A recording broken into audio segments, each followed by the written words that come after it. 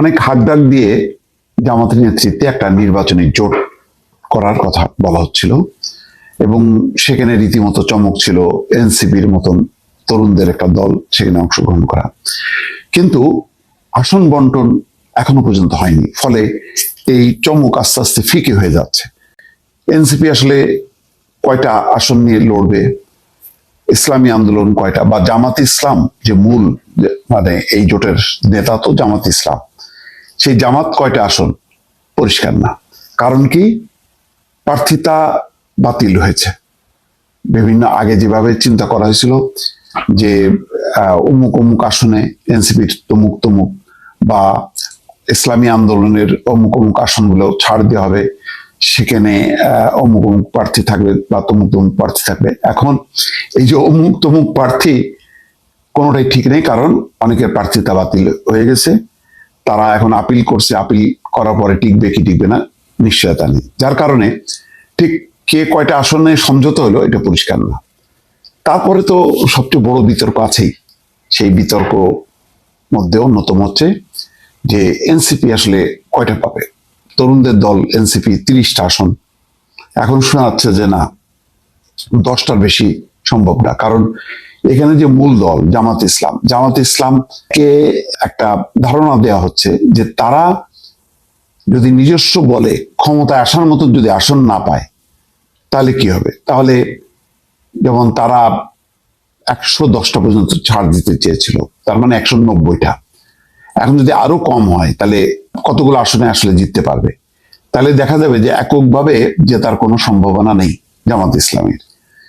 যদি নির্বাচনে জয়ের পর কোনো দল যদি বলে যে না, আমরা এই দলকে সমর্থন দেব না, কারণ সবাই তো যার যার প্রতীক নিয়ে নির্বাচন করবে, তারা যদি বিএনপিকে সমর্থন দিয়ে দেয়, ফলে একটা জট বেঁধে আছে এখানে।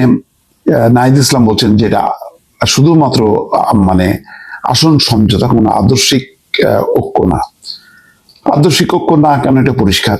একটা মানে গুরুতর আলোচনা আসছে যে 71-এর মুক্তিযুদ্ধের চিন্তা চেতনাকে ধারণাকে জলাঞ্জলি দিয়ে তরুণদের দল চলে গেল জামাতের অধীনে। এটা কোন ধরনের বিষয়? ইতিমধ্যে 16-17 জন নেতা, কেন্দ্রীয় নেতা পদত্যাগ করেছেন, তাদেরকে দলে রাখার জন্য চেষ্টা করা হচ্ছে। কয়জন থাকবে কি থাকবে না বোঝা যাচ্ছে না। বিভিন্ন জেলা উপজেলা থেকে এনসিপি নেতারা পদত্যাগ শুরু করছে এবং রীতিমতো বলা যায় এটা হিড়িক পড়ছে। কেন্দ্রীয় পর্যায়ে আরো কয়েকজন থাকবে পরিষ্কার না। বিশেষ করে নারী যারা আছে তাদের, তারা ইসলামী দলগুলো কেউ নারী প্রার্থীকে এমপি পদে মনোনয়ন দেয়নি। এটা নিয়ে ঘোর আপত্তি আছে। এনসিপির মতন একটা আধুনিক দল, তারা নিজেদেরকে মনে করে সেখানে জামাতের পতাকা তলে যাওয়ার পর তাদের অবস্থানটা কি, এটা নিয়ে বিতর্ক চলছে। তারপরও এনসিপি বলতে পারছে না যে তারা এতটা আসন পেয়েছে। শেষ পর্যন্ত যদি 8টা 10টা আসনই তাদের জোটে, তাহলে প্রশ্ন জাগবে তাহলে বিএনপির সাথে কেন মানে জোট করা হলো না। বিএনপি তো বোধহয় 10টা পর্যন্ত রাজ্যে ছিল। তো সব মিলায় একটা হতাশজনক অবস্থা, একটা নড়বড়ে অবস্থা। যতটা হাকডাক দেওয়া হচ্ছিল আস্তে আস্তে কিন্তু সেটা ফিকে হয়ে গেছে। বরং অপর প্রান্তে যদি বিবেচনা করা যায়, বিএনপি কিন্তু বলছে যে সমঝোতার ভিত্তিতে নির্বাচন, সরাসরি শুরু থেকে সেটা বলছে। এবং তারা তাদের জমিয়তি উলামায়ে বা ইসলামী আরেকটা দল মিলে 5টা আসন তারা দিয়েছে, কম না। অন্যান্য দলকে যার যেভাবে মনে হচ্ছে তারা দিয়েছে। কোনো কোনো দল ত্যাগ করে জয়েন করছে, সেই কারণে দানের শীষ প্রতীক পেয়েছে। কেউ কেউ কোনো কোনো দল নিজেদেরকে বিলুপ্ত ঘোষণা করে বিএনপির সাথে মার্চ করছে। সব মিলে এই দিকের একটা সমঝোতা মানে কিছু আসন ছেড়ে দিয়েছে 18 থেকে 20টা পর্যন্ত। তো বিএনপির অবস্থানটা মোটামুটি ক্লিয়ার, অত ঝামেলাপূর্ণ না। বিএনপি কমপক্ষে 280টা আসনে তারা লড়বে। জামাত কয়টা আসনে শেষ পর্যন্ত লড়বে, যদি কম সংখ্যক আসনে লড়ে 150 বা 160-70টা, তাহলে কিন্তু কুলাইতে পারবে না। কারণ এমনিতেই হাওয়া এখন নানামুখী, জরিপের ফলাফল আসছে যে বিএনপির দিকেই। তো যদিও এগুলি জরিপ চূড়ান্ত অর্থে এইটাই থাকবে ঠিক না, কিন্তু ঠিক ওই হাওয়াটা তুলতে পারে নাই।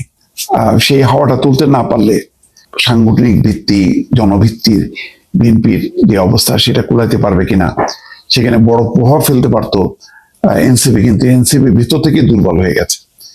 তারা তাদের যে আদর্শিক অবস্থান, যে আমরা নিজেদের আদর্শ নিয়ে লড়বো, এককভাবে থাকবো, কোনো বড় দল বা জোটের কাছে আমাদের স্বার্থ জলাঞ্জলি দেব না, আদর্শ জলাঞ্জলি দেব না, কার্যত এখন তাই হয়ে গেল।